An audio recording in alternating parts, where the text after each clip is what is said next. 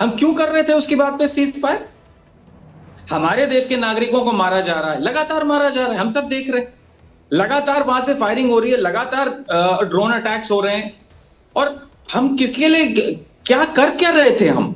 भारत की साख, भारत की सेना की साख को गिरा रहे हैं हम, सीज फायर कर रहे हैं। और वो दो कौड़े की सेना जो है वो बम्बार्डमेंट कर रही है। क्यों? क्योंकि यहाँ की सेना जो है वो हाथ जोड़े वो खड़ा है प्रधानमंत्री और रक्षा मंत्री के आगे कि भैया बोलो करना क्या है। और वो कुछ डिसाइड ही नहीं कर पा रहे, मीटिंग करे जा रहे हैं। मतलब तमाशा बना दिया इस देश की सेना का इन लोगों ने। ये तमाशा बना दिया है भारतीय सेना का, जिसका कोई मुकाबला नहीं कर सकता। मैं आपको बिल्कुल फैक्ट बता रहा हूं, जिस सेना का मुकाबला ना डोनाल्ड डक सेना कर सकती है ना चाइना कर सकता है। लेकिन जब पूरी तरीके से जैसे वहां मुनीर हैंडल कर रहा है, अगर वैसे यहां आर्मी चीफ हैंडल करेगा तब। लेकिन जब तक ये नेता जो अपने कोई भी बयान देते हो, चाहे कोई भी हो, आज भी देख लिया, पहले वाली भी देख लिया, आज बहुत याद आ रही है कि आज काश इस देश की प्रधानमंत्री आज इंदिरा गांधी होती तो डोनाल्ड डक भी देख रहा होता और मुनीर भी देख रहा होता कि आज होता क्या है। लेकिन तमाशा बना के रख दिया है।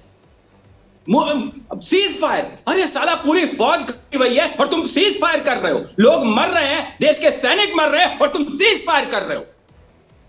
तमाशा बना दिया इन लोगों ने। इज इट अ जोक कि हम वॉर की कगार पे खड़े हैं और यहां टीवी पे जी न्यूज और ये मतलब दो कौड़ी के चैनल रह गए हैं। पाकिस्तान में जो है भारत की सेना घुस गई और रबिश यूक्रेन और रशिया के वीडियोस चला रहे हैं। अरे किस हद तक जा रहे हो? और सच्चाई क्या है? ये तो आपका चैनल दिखा रहा है अभी कि सीज फायर तो हो गया और वहां पाकिस्तान की सेना श्रीनगर पे बम बरसा रही है जी। और यहां चिल्ला रहे हैं कि सीज फायर हो गया, भारत का डंका बज रहा है। और वो क्या नाम है इस आदमी का, एक्सटर्नल अफेयर्स मिनिस्टर, मुझे लग रहा है मुनीर आके जब तक उसके 10 थप्पड़ नहीं जड़ देगा पर्सनली आके, तब तक उसको लगेगा ही नहीं कि पाकिस्तान जो है जी। लेकिन मैं एक रिक्वेस्ट करूंगा, किसी चैनल का नाम कोट करना ठीक नहीं है किसी भी चैनल पर बैठ के, तो प्लीज जी मैं एक रिक्वेस्ट आपसे कर रहा हूं। जल्दी से लेटेस्ट अपडेट के लिए चलते हैं सीधे इस वक्त मेरे सहयोगी रमन के पास। रमन, अभी क्या स्टेटस है, लेटेस्ट स्टेटस क्या आपके पास? देखिए, फिलहाल पूरे जम्मू और पूरे कश्मीर में जो है वो ब्लैकआउट एक बार फिर से कर दिया गया है।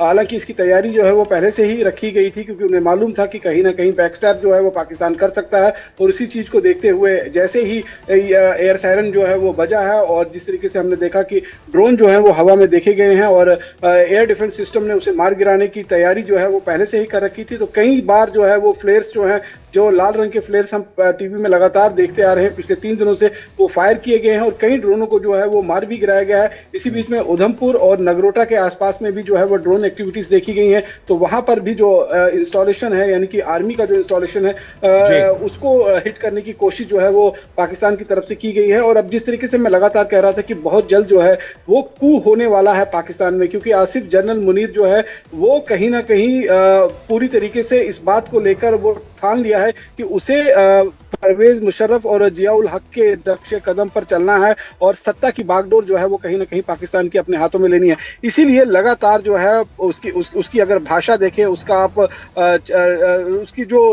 हरकतें हैं उनको आप अगर ध्यान से देखेंगे तो वो कहीं से भी नहीं चाहता था कि ये किसी भी तरीके का सीज फायर जो है वो दोनों देशों के बीच में हो। हालांकि भारत की तरफ से बहुत मार जो है उसको मारी गई है। और इंपॉर्टेंट ट्वीट अभी 1 घंटे पहले किया था जी, मैं इस पर नजर दिलाना चाहूंगा सभी का।